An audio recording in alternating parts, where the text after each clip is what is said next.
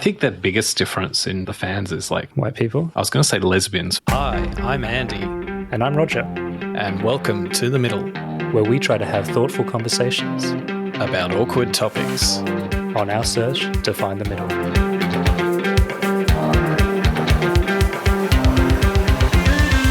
That's fatphobic.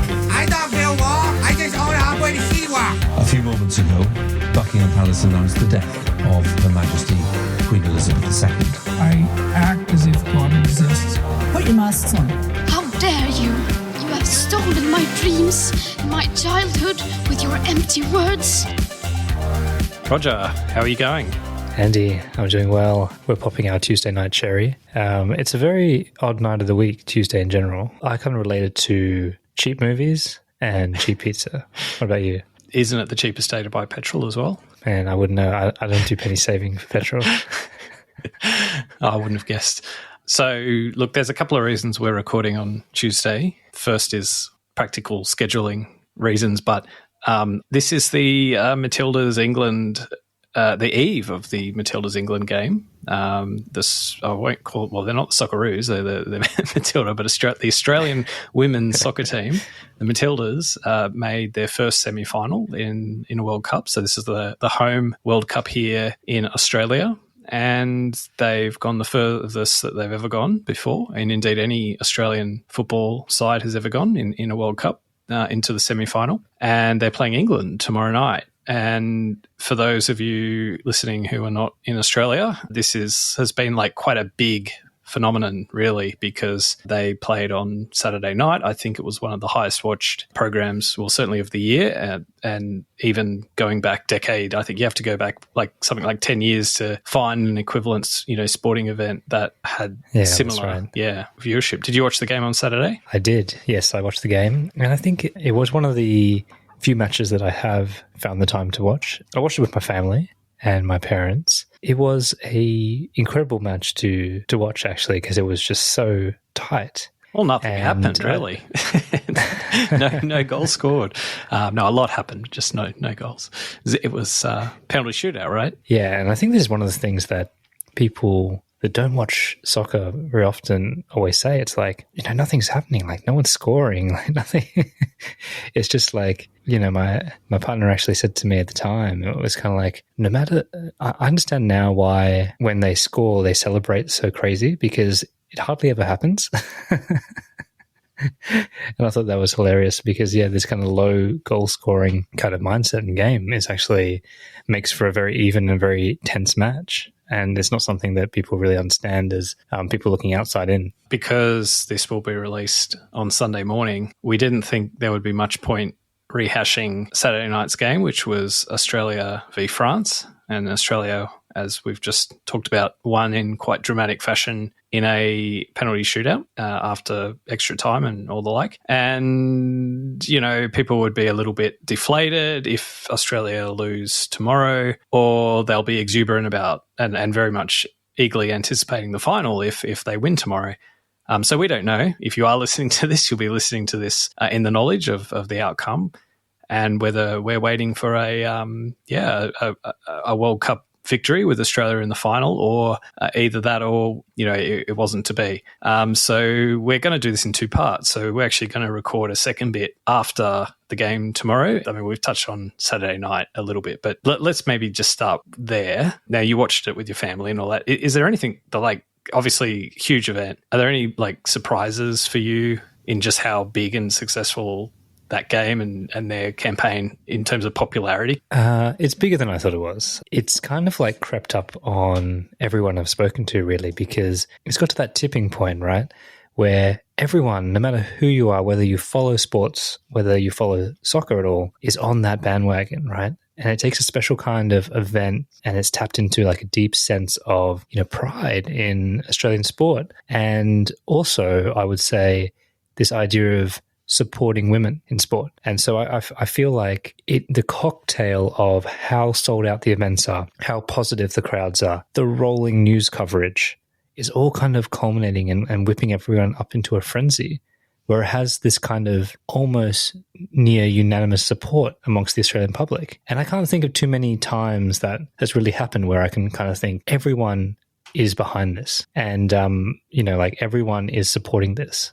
So I very much feel that. And I was surprised, actually, that is the case, right? And probably the closest thing I could think of maybe would be the Olympics or something like that, where we had that similar, in Sydney 2000, where we hosted the Olympics. We had a bit of that in the air as well. There's just the pride, the patriotism in your country and wanting to be all on the same side, right? That I think only sport can kind of do. What about you? Yeah, I agree. Like, I think definitely there's a big patriotic element to it. Like, I mean, Australia, like, will pick up any sport and start going for the Australian national team. Like, we'll go for, the Hockey Roos if they're in the final of the World Cup. Come Olympics time, we'll go for any, athlete wearing green and gold, even if we know nothing about the sport. And I do think, like, let's call a spade a spade. I do think that's, like, a huge element here. There's a lot of people who probably never engaged in, soccer or football before in their life. They're suddenly, jump on the bandwagon. So I don't think we can, say that there's this natural supporter base for the Matildas that's always been there, and they've just hidden. Like, there's just a lot of, bandwagon. It must be. Yeah. Do you think, Andy, that the real fans that have been supporting them, on an ongoing basis, all the players in different leagues around the world are pissed off? No, I think that they love it. Like, do you know, like, the analogy I can think of, it's like when you find like a band or a TV show or something that it's quite niche and, not a lot of people know it, right?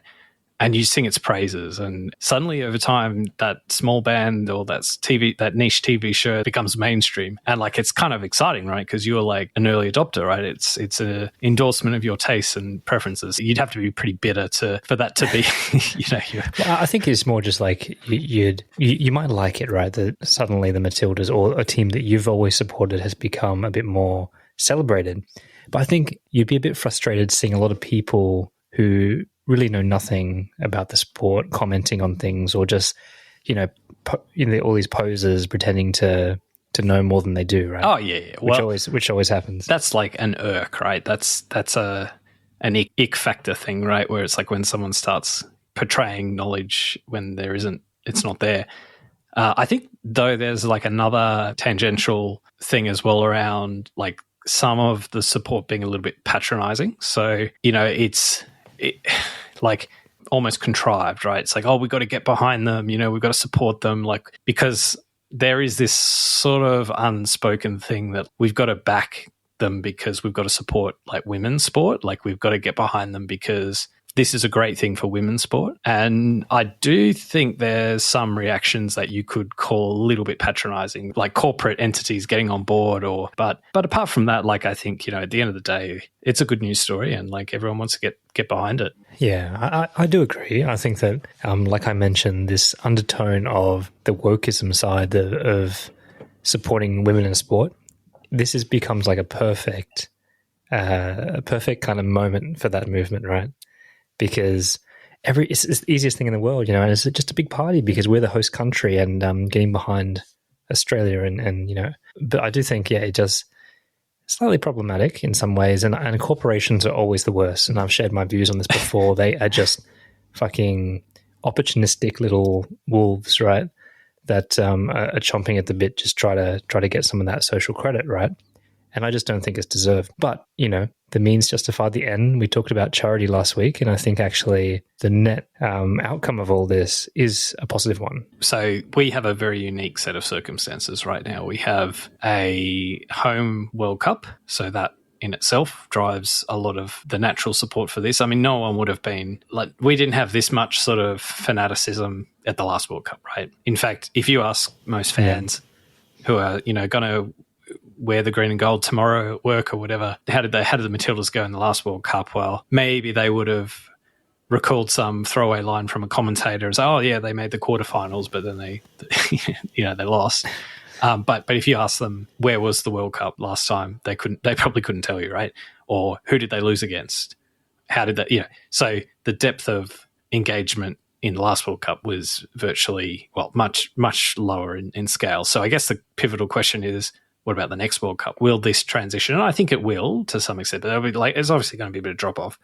The second factor, of course, is that they're successful. So they've made it through to the semi-final. So, and in quite spectacular fashion too. And it's been exciting to watch, like in terms of the theatrics of the game. So both games, like all the games actually, because they when they beat Canada 4-0 a week and a half, 2 weeks ago, whenever that was just a good game to watch because it was like that was that was going to be sudden death for them, right? If they didn't win, and they had a few rocky games before that, so to sort of go in and beat Canada 4-0 was just this. Yeah, that's what like the country needed to sort of give them that, stock of goodwill that yes, they've another one, yep, they've nailed it, and then they took that momentum into the quarterfinal, and now they're in the semi. So I guess there's some drama to the games as well that I think's assisted the public in terms of getting behind them. Yeah, I agree. Just one thing I do want to touch on, though, just with the women's sport and TV ratings, right? So, like, Australia is like a country that, like, let's be honest, right? When you look at women's sport and where our successes are, so let's say in Olympic Games, look at our medals, like our women athletes tend to do quite well and tend to win gold, I think more gold than often the men. And if we look at some of the previous examples of highest rating, televised sporting events, you're looking at things like Kathy Freeman, right, at the Sydney Olympics. And you're looking at like Ash Barty at the Australian Open final. Like these are big number, drawing like huge numbers. And they're women athletes, right? So, we get behind our women, I think, in a way that other countries don't. And I think that's partly what we're seeing here. But I think just to be a bit kind of realistic, about the future and what this will mean in the longer run, I don't necessarily think this is going to translate into the kind of enduring success in terms of viewership and popularity. Just because this World Cup has been a success, I don't think it's going to suddenly mean everyone's going to start supporting, the women's Premier League, for example. There's a superficial appeal of this that I think only runs so deep, and I'd like to be proven wrong. But my instincts are that it might not grow in the way that some might hope. Absolutely. And I think you got to remember that a huge percentage of people are watching this game for the first time, and it's going to be really hard to make that jump, right? Like, you might enjoy it, you might enjoy the atmosphere, but to become like a regular watcher of women's soccer, that's a big jump from wanting to participate in a national moment, right? So I think people just have to remember that and not be too let down, and really just use it as a launch pad into more investment. I think where it might change things is that it really proves that the ceiling that maybe we mentally put on something like the Women's World Cup is probably not true, right? Like this idea that no one really will pay attention to it. It can't really draw a crowd, or the women's game, they're beaten by a bunch of 15-year-olds and they're no good. Like, it's not entertaining to watch. I think what's been will be enduring is that we've broken all those ceilings now. We've busted all those myths, right? Yeah. And so I think that is a good thing. And I think that maybe one thing that's slightly different too is like the markets where the women's game is successful in are different to the markets where the men's game is successful. The US side, for example, won the last 2 World Cups, and this is actually like a big deal over in the States because they, of course, have the similar reaction that we would have in that they support their national side and they're proud of their national side. And I think they even had a similar sort of record of attendance at the last World Cup too in response to their win. Yeah, and these are the growth markets for the women's game.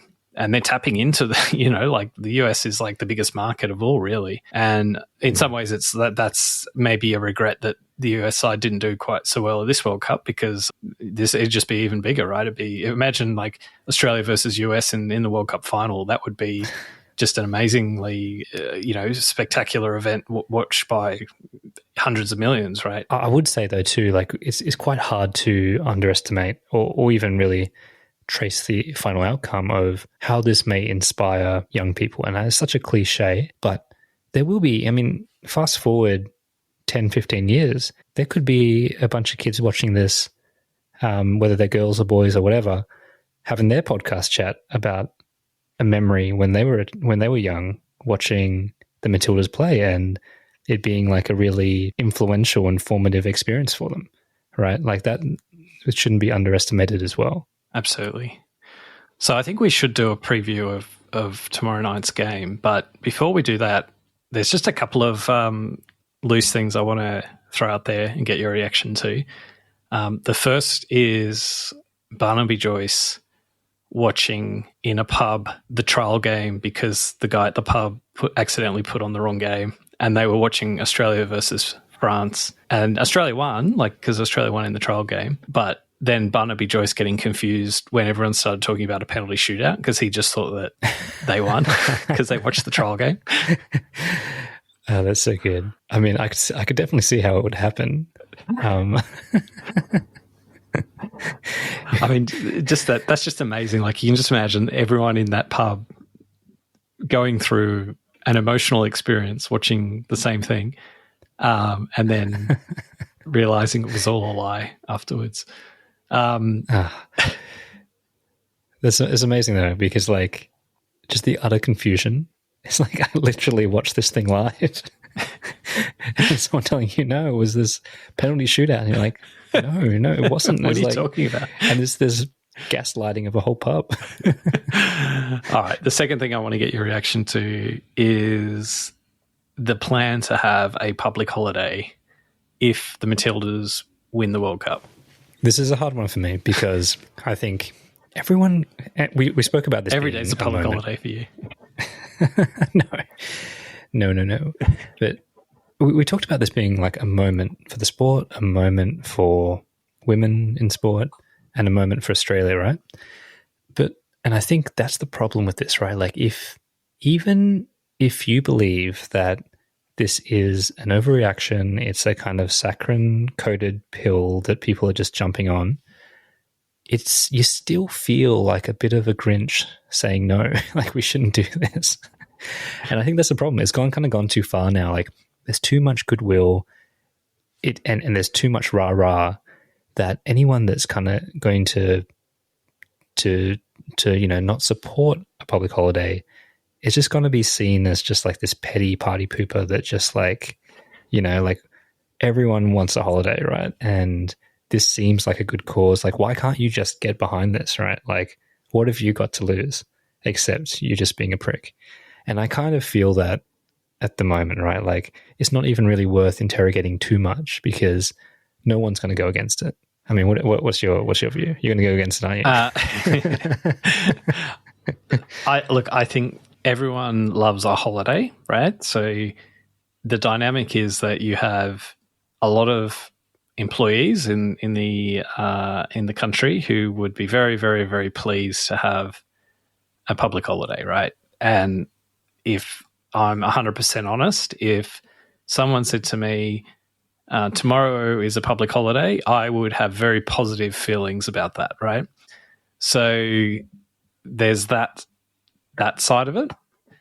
But I do think, come on, like, we do need some systems and processes in place to determine when a public adults are in charge. It can't just be that, like, Anthony Albanese was doing some FM radio interview with Kyle and Jackie O and gets asked on the spot, should we have a public holiday if they win? And then, as a thought bubble, he says, oh yeah, that's a good idea. And then, like, that's not how you run a country, right? So, and of course, well, like we did vote in Labor, so we are really to blame. But and then there's like two other aspects. One is like the precedent effect, right? So this is part of what I meant before when I said like the patronizing element of it. Like, it's almost like it wasn't on anyone's lips. Like the concept of a public holiday wasn't on. I can't think of any occasion, any sporting event where the prospect of a public holiday has been raised in response to a sporting event. Like,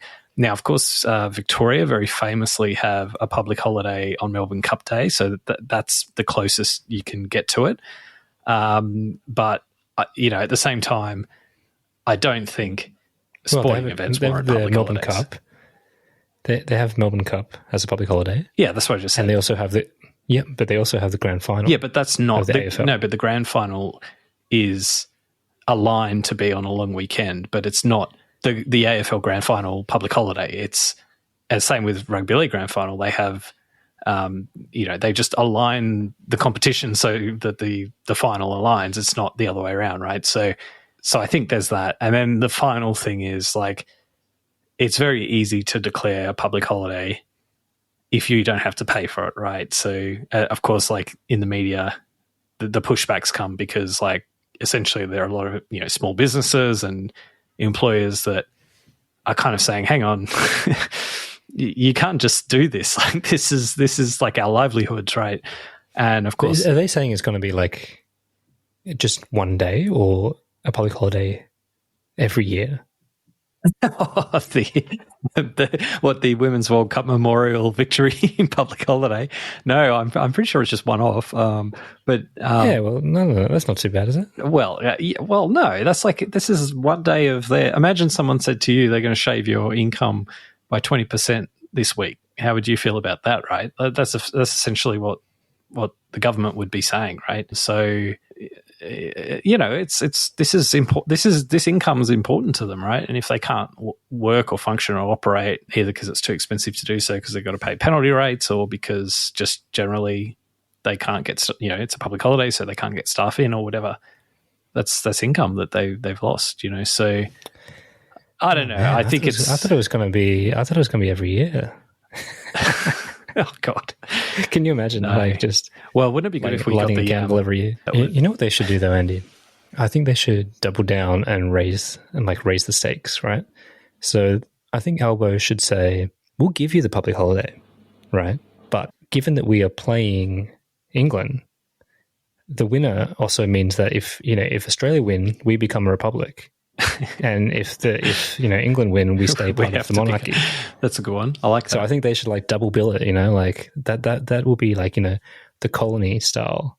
The beginning of decolonization. I can tell you what. I bet there's a lot of politicians secretly and quietly hoping that England actually win tomorrow night, just so they don't have to deal with this political issue of the public holiday. Yeah. So I think maybe just to round this out. So, like, as we said at the beginning, this is the Tuesday Eve, the night before Christmas. So I do think it is worth us having a bit of a preview of the game against the old enemy, England. So are they going to get their Ashes revenge on us? Well, I mean, they're definitely the favourites, right, from what I can tell. And again, I'm not going to claim to be a statistician when it comes to the women's game. But you know what? I just have this feeling.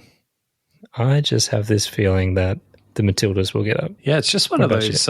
I guess one good thing about football is that anything can happen on the day, right? Because it can just be that, even just watching Saturday's game, right? There were shots that could have gone in, right? That if not for either just luck, really.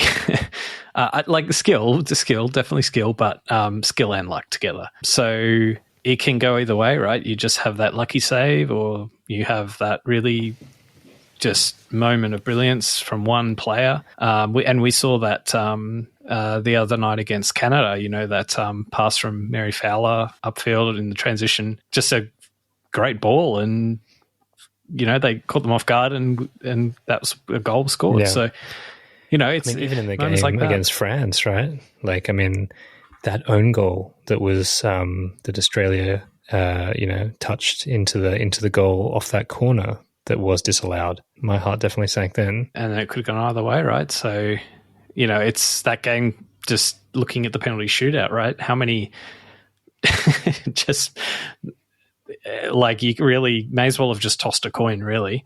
And that, of course, was the longest penalty. A very cruel way to win or lose. Yeah, but, it's so exciting, right? That's probably the one thing that I don't think any other sport quite has, that just the intensity of a penalty shootout. And, of course, the one that most Australians would compare it to is, I can't remember what year, but it was the Aloisi goal where Australia got into the World Cup against Uruguay, right? So, it's just this kind of intensity that actually I do want to talk about that aspect, because comedy is another domain where it's comedy and sport. The one thing that they have in common is that it's got this hive mind sort of thing where you get a bunch of people together in an environment, whether it's a football stadium or a comedy club or whatever, and they all kind of, there's a shared vibe, right? And in the case of a comedy club, it's laughter, right? So people laugh and you almost laugh along, everyone laughs together, and it's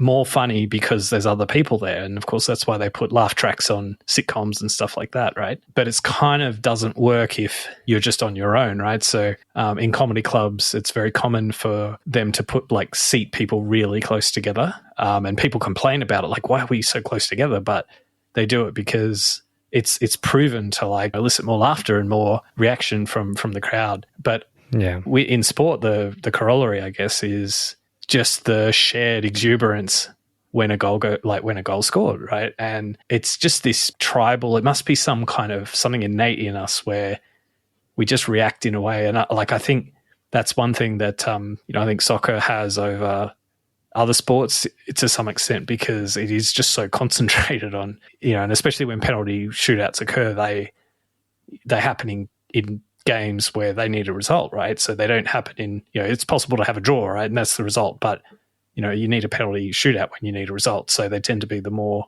either a final or a game where it matters who wins because the other side gets knocked out. So it's just that intensity that's so heightened. And it was quite amazing seeing all the reaction videos. Yeah. I mean, it's that stress, right? Like that kind of tension that a penalty shootout does. Because like when you see the, you see the ball hit the post, right?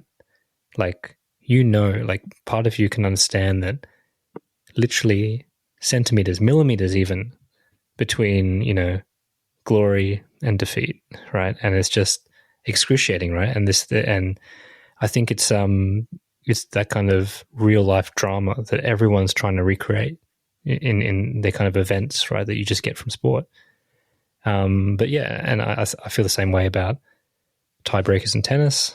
But I will say that in soccer, it's just, it is just amazing, right? Because it's like the goalie, against it's just one-on-one and the crowd watching and, the tension and the silence. It is very good.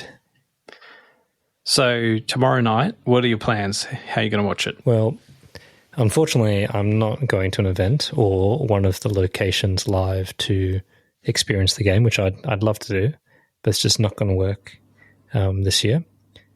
So we do have just all the family over. I'll be cooking up a storm for them, and we're going to keep the kids up, and we're going to enjoy the game. Sounds pretty good. What about you? Well, like you, I missed my tickets. I didn't buy my tickets 3 months ago. In fact, I think we probably 3 months ago, or maybe a bit further back in our sport episode, women's sport episode, which I'm just looking up now, was episode number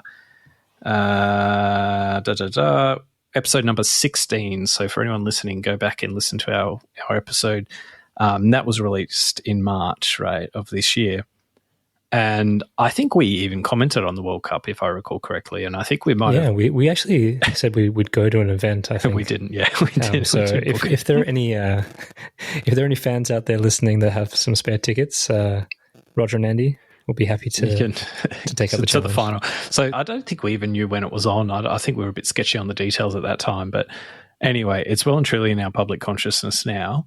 And by the way, just as an aside, I saw this advertised quite prominently in New York. They had a big billboard about the World Cup and in Australia. So anyway, that's just an anecdote. But so I'll be watching it at home too, in the absence of having any tickets. So, but it's great that they're doing like all the live sites and stuff because, to the hive mind kind of concepts, I think it does bring it out a little bit more. But this episode will be released on the Sunday, and hopefully we do record the follow-up to find out what the result is. But, of course, whether it's victory tomorrow night or a loss either way, everyone will be looking forward to the final, which I think kicks off at 8 p.m.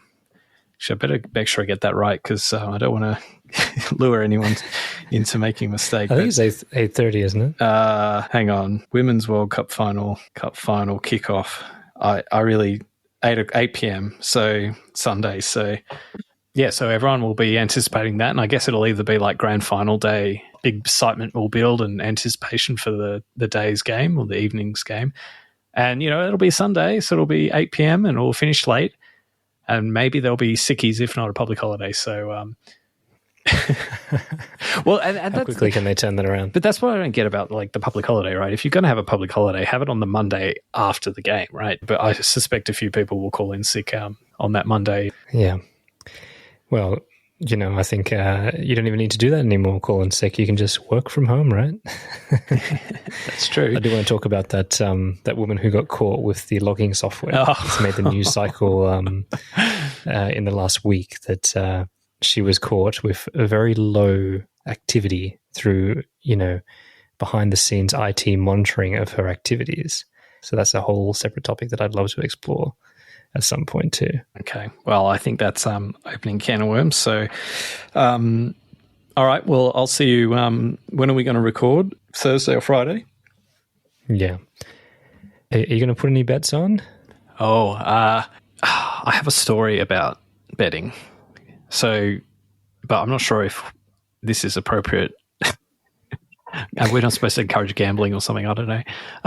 No. It's all above board. So I got one of those text messages from a gambling app that shall remain nameless, and it said, if you deposit an amount of money into your Sportsbet account, you'll get, actually I've just just named it, into your sports betting account, you'll get like something like 2.5 times the amount you deposit by way of a bonus bet. So up to $50. So it wasn't like big bucks or anything. So I deposited $20 and got my $50 bonus bet. And I did put it on the Matildas. But the way bonus bets work is if you use a bonus bet to bet, you don't get like the bet outlay back if you win the bet. But I did use the bonus bet on the Matildas and they won. However, they won in penalty shootout. So I would have had to bet for a draw to get paid out. So I didn't win anything is the moral of that story. There you go. I think let's cut it off there. I was going to bring up the whole transwomen thing, but I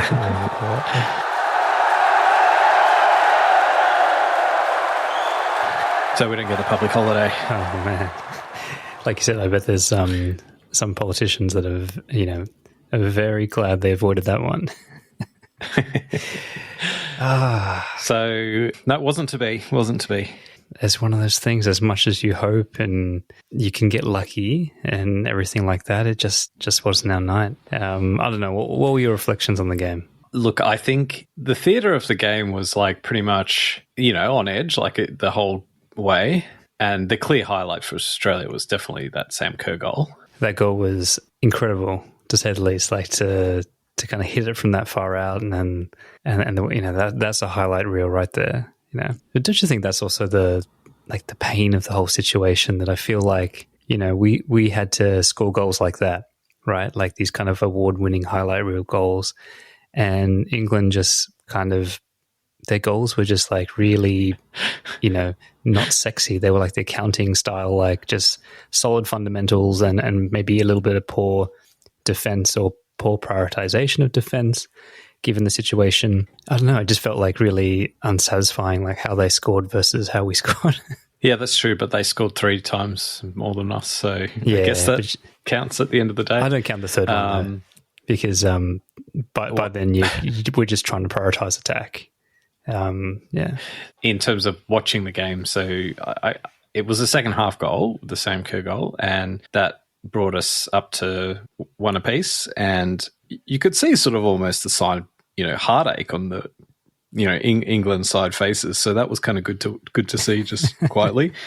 But then they scored. They came back like relatively quickly thereafter. So there was also like a couple of other scoring opportunities after that. Yeah. So I think we had the momentum in our favour, and it was all really optimistic. And then they scored, and then they scored again. Because it was, as you said, the minutes were ticking away and they had to mix it up to prioritise attack. But overall, it was just not as good as the other games that they won, I guess, in terms of...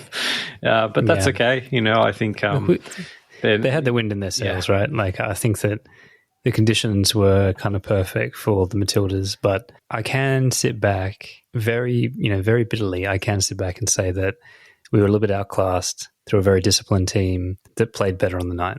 And I think that doesn't make it any better. But, I think it's fair. I think most people would say that actually the England team and the women who played just kind of had the edge on us. We had some moments of brilliance and some missed opportunities, but I think on the whole, England were in safer hands that night. So we're going to have a final between England and Spain on Sunday, and a bronze medal.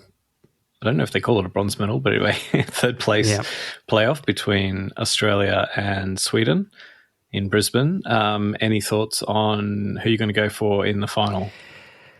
Yeah, well, look, I think that isn't this the case that Australians are English if you go further back? So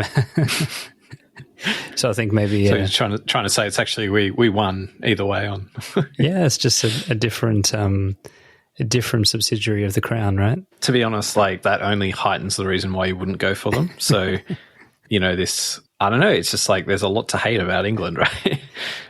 In that respect, but I'm not sure that the competition necessarily, like, it's like the choice between like shit sandwich A or shit sandwich B, right? So if it were England versus, I don't know, like Nigeria or some African country, like I'd go for the African country, or but I don't know. Just find European teams just hard to get behind. They're just, I don't know, they don't inspire me. Yeah. Well, I mean, I think the other thing was, I don't know how you felt watching the game.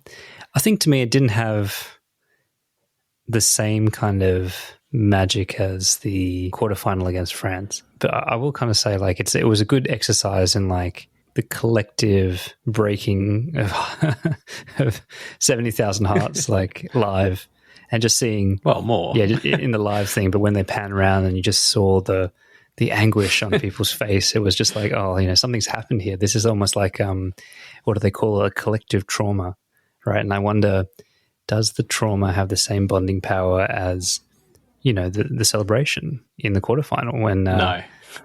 No, it doesn't. In a weird way, for those people that were there live, right? Like, I don't know whether you saw it on the telly, but they panned to this one lady, and she looked as if, like the dog had just died. Like, it was awful. Like, and it just goes to show, like, this collective hope and prayer and just this kind of like high, it instantly just goes. And all I could think of in that moment was, how do the Matildas go on, right? Like, it must be such a different mentality because you're so deflated. It's like, do they really believe that they can win at 2-1, at 3-1? And you have to, right? Like, for any chance for it to happen, you have to really believe that you can do this. So I did want to ask you, it's probably the equivalent of the saying, it's better to have loved and lost than to never have loved at all. So I guess what I'm asking for you to tell me, would it be better for them to have lost tonight and that's it, it's just done, bitten the bullet on it, or for them to have won last night but then lose in the final? Definitely, look, when it comes to the legacy and the celebration and all this kind of stuff, I think obviously it would have been better to get through to the weekend and in the final. But I think that's also the thing that they now hold the record for Australian football. And I think that's the thing that you always forget, that this is the furthest that Australia has been, right? And the men have never been able to get this far. So I think that they can still hold their head high, and that's still something, right? I have to admit, I'm a little bit skeptical of this. The men have never gotten this far, as though like this is some great achievement for the women. Because but like, I mean, think about it, right? It's absolutely unequivocally the case that the men's game is the more competitive and, of the two, right? So like a quarterfinal, where Australia made it, we did pretty well in the last World Cup, right? So in Qatar, right? we got past the group stage. I can't remember, but that performance was probably actually objectively superior to the Matildas. Sorry, I don't want to be like, oh yeah, the blokes did better. All this work for equal pay, and then we're already having a downgrade. It's like a semi-final is only equal to a round of 16 for the men. Yes, that's right. But you know what I mean. Like, I understand what you mean, but I think that I think it's like, you know, you can sit there and you can kind of try to find the differential between the codes and the men, but at the end of the day, like, this is the competition. They're international professional players, and it's like any other kind of competition, right? Like, if they, whatever they're up against, that's what the whole world is doing, right? That's the whole division. So I can kind of understand that the bragging rights are still there, right? Like, I think that, yes, it's unfair to the Socceroos now in some ways, that like you wouldn't want to be there as a Socceroo kind of thinking, oh, well, unless we get to the semis, the Matildas will always be a more accomplished team than us. And I don't think they do. Like, they probably just go home and cry on their millions, right? You know, it's an interesting kind of question. Like, if say for example, if the Socceroos were in the semi-final of a World Cup, like, I'm pretty sure there'd be some pretty wide scale rioting, or just like some. I mean, I can only imagine, like, you know, the soccer hooliganism and the, you know, like the whole of like Western Sydney would be, you know, on fire.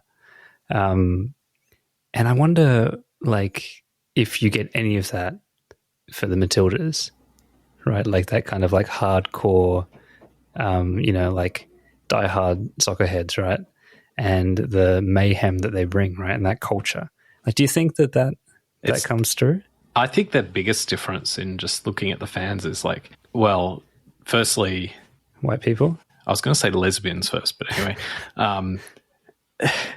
no, families, like a lot of families with kids, not just daughters, obviously a lot of families with daughters, but like sons as well. So that's good.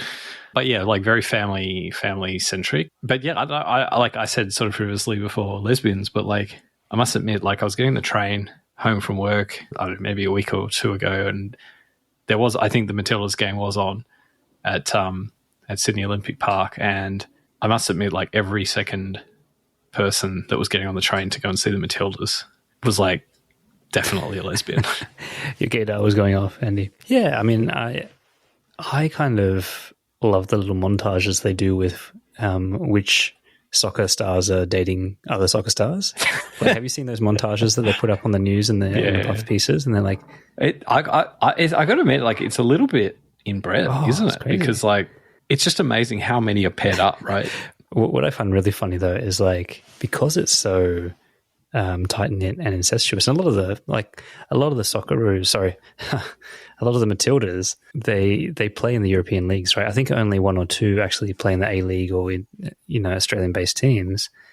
So when they're playing England and stuff, they're all, some of these people are teammates and things. But it did strike me this idea that what could be worse than like playing your ex? So like, you're obviously like dating, you're dating all these like your opponents, and then you have to turn around and play them in the league. And, you know, you've got all that, you know, you're running past, you're just like, I don't know, imagine if it happened in the men's, right? Like all the men just like fucking each other, right? And they're just like, and they're taunting each other, all the exes. Oh, you got a tiny dick, mate. You never made me come. You know, like all this kind of stuff, and like taunting each other in the classic like soccer banter. I wonder if that ever happens. All right, we're rolling downhill now. I don't know if that's a corner or an own goal. But definitely handball. Hand of God. All right. Well, I guess we'll get back to watching rugby league on the weekend. My brother-in-law is English, and he is really into his football, right? It's really hits home for him. And as a result, his two boys, or my nephews, they're really into soccer, and they've been into it for a very young age. And it's kind of tricky for them because, you know, he's English, but the kids are kind of like half Australian, half English. And so there's within the family, they don't follow all the same team, which makes it really interesting, right? And the younger boy, he was really, really into it, and he got really worked up last night to the point where like he was going off. And when the Matildas finally lost, he yelled at the screen, "They can suck my balls," and he like ran off to put himself to sleep because he was so distraught and so upset that he like just ran into his room and went to sleep. And kids just have no ability. Yeah, he's only 7 years old and he's screaming, "Suck my balls" at the screen. So speaking of dogs and shit sandwiches, I was at the cafe this morning, and I brought my laptop to do some work in the cafe. So inner west. Then this. It's going to get even more inner west in a moment. Then this lady with a dog walks in and orders a coffee, and then the dog does it like this massive shit in the cafe. In the cafe, and then the owner's just like, I couldn't tell if she was just like ignoring that it happened and just being completely uncivilized, or just genuinely didn't notice. And then, I got the answer because then she goes and like steps in the shit. Oh fuck! and wipes it all over the floor and still doesn't notice. And she's just like walking shit all over the cafe. And I'm just like, I'm just sitting there like in just absolute disgust. Like, man, like. So what about the owner? Talk to me about the owner before I just like unleash on the situation. Did the owner understand that their dog had just done a massive shit inside the cafe? Well, at first the owner didn't, and I imagine that's like that can be the only explanation for why the owner then went and stepped in it, and then like unless that was a really fucking like passive aggressive move on the part of the cafe. I thought you meant the cafe owner came out and like no. Yeah. No, the owner of the dog. Okay, right? yeah, I got you now. I'm back. Stepped in it. So I wasn't sure if the owner knew that the dog had done the shit, but was just pretending that they didn't notice. So it was smudged all over the floor of the restaurant, of the cafe, and I was just like, there was so many thoughts going through my head. One was like, fucking people who own dogs, like they've just got like no respect for other people. Like it's just. Everything's about their dog, their dog, like the world revolves around their dog. Like they take up all the space on the footpath, and then they expect you as like the other person, as the human, to like walk off the footpath to make room for them and their dog. And, then they let their dogs off the leash in the park, and then the dogs come and fucking sniff your ass and all that shit. At the beach we go to as well, it's like one of those beaches where dogs can go off leash, and then if you go and sit at the beach and, I don't know, you're just sitting down and maybe you've got a snack or something, the dogs come up and start fucking rummaging all your shit, and the owners are just like, oh, yeah, that's fine. Oh, you know what dogs are like, no, fuck off. Like, put your dog on a leash if it's going to go and do that. Anyway, so that's how I was placing this incident, fucking dog owners. Then the second part was just like, this is just disgusting. Like, this is literally disgusting. Like, and I was sitting right next to it, by the way, so it wasn't like I could smell the feces, right? So I left. I couldn't be there anymore. Did you drink your coffee really quickly first? What did you? Well, I'd already finished, so because I was doing work, right? So I'd finished what I'd come to eat. So that's definitely a wrap on work. Like you would have slammed that laptop shut in disgust. Oh, I was just like, no, I'm getting out of here. I'm not. Do you think it would be better or worse if it was a toddler that shat on the floor instead of a dog? At least the toddler's poo would